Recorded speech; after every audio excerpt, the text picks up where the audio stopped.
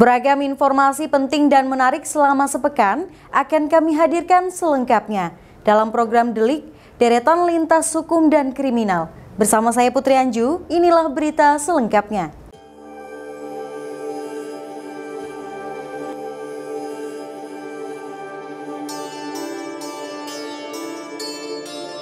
Komisi Pemberantasan Korupsi atau KPK menetapkan Kepala Bea Cukai Makassar Andi Pramono sebagai tersangka. Andi Pramono ditetapkan sebagai tersangka kasus dugaan penerimaan gratifikasi di Direktorat Jenderal Bea Cukai Kementerian Keuangan. Penetapan Andi Pramono sebagai tersangka bermula dari pemeriksaan laporan harta kekayaannya yang dianggap tak sesuai profil. Dari pemeriksaan tersebut, status kasus gratifikasi itu kemudian kini ditingkatkan menjadi penyidikan.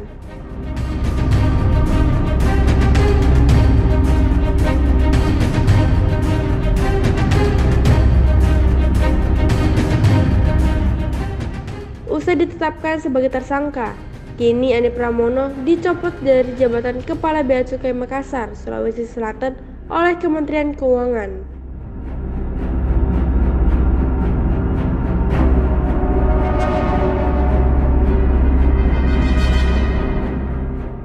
Lebih lanjut, ia mengatakan, keputusan pencopotan Andi Pramono itu dilakukan setelah tim Kemenku membentuk tim pemeriksa dalam rangka proses penyatuan hukuman disiplin berat.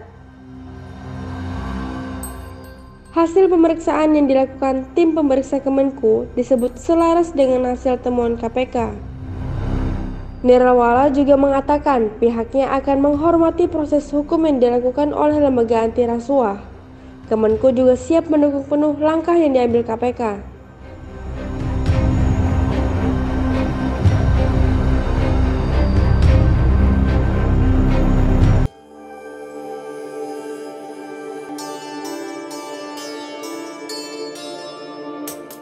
Komisi Pemberantasan Korupsi atau KPK menetapkan 2 pejabat PT Amarta Karya Persero sebagai tersangka kasus dugaan korupsi terkait proyek pengadaan subkontraktor fiktif tahun 2018 sampai dengan 2020.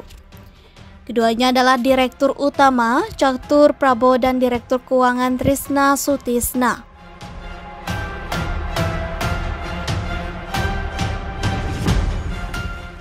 Catur dan Trisna diangkat sebagai Dirut dan Dirq PT Amarta Karya berdasarkan surat keputusan Menteri BUMN bulan Oktober 2020. Sekitar 3 tahun sebelumnya, Catur memerintahkan Trisna dan pejabat di bagian akuntansi PT Amarta Karya mempersiapkan sejumlah uang untuk kebutuhan pribadi.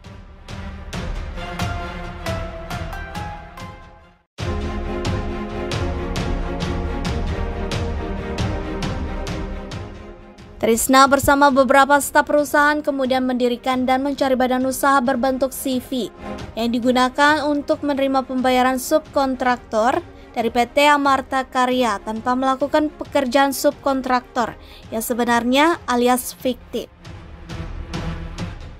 Pada 2018, Terang Johanis dibentuk beberapa badan usaha CV fiktif sebagai vendor yang akan menerima transaksi pembayaran dari kegiatan proyek PT Amarta.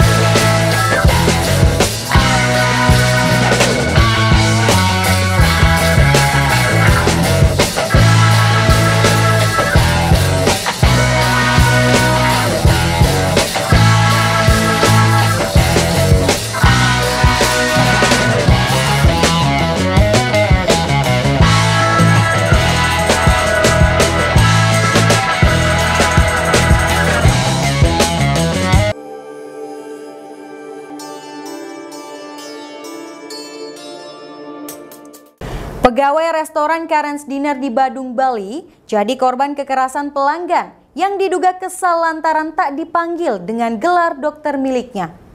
Saat itu, seorang pria berinisial TK datang ke Karen's Dinner Bali yang berada di Jalan Batu Belik, Kelurahan Kerobokan, Kecamatan Kuta Utara, Kabupaten Badung, Bali. Menurut manajemen Karen's Dinner Bali, pelanggan tersebut melakukan penganiayaan kepada karyawannya dengan memukul hingga menjambak rambut. Diduga didasari rasa kesal dengan pelayanan yang tidak ramah. Karen's Dinner Bali menyatakan seluruh pelayan memang telah dilatih untuk bersikap tidak ramah terhadap pelanggan. Akan tetapi, itu semua hanya berpura-pura dengan tujuan menghibur para pelanggan.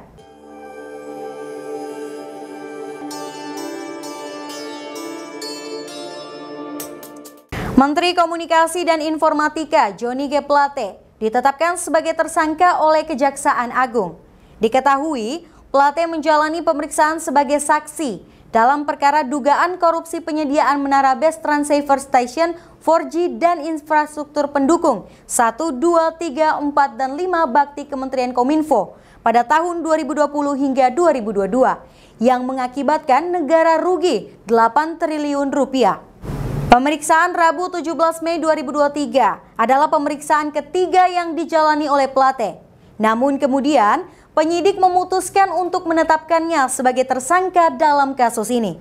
Direktur Penyidikan Jampitsus Kejagung, Kuntadi, tak banyak mengungkap peran Plate di dalam perkara ini.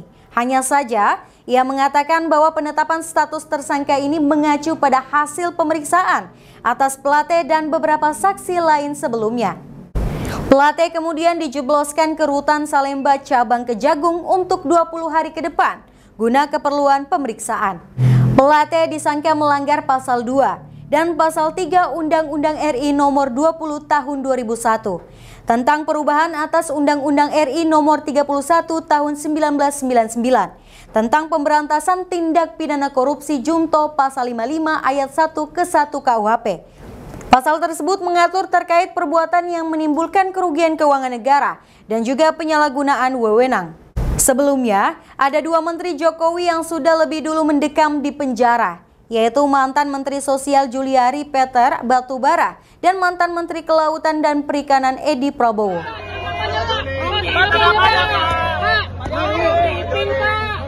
Itu tadi informasi penting dan menarik selama sepekan dalam program Delik, deretan lintas hukum dan kriminal. Anda bisa mengakses berita lainnya di web kami di vonis.id dan di channel YouTube Vonis Media. Jangan lupa untuk komen, share, like, dan subscribe channel kami. Kami undur diri, sampai jumpa minggu depan.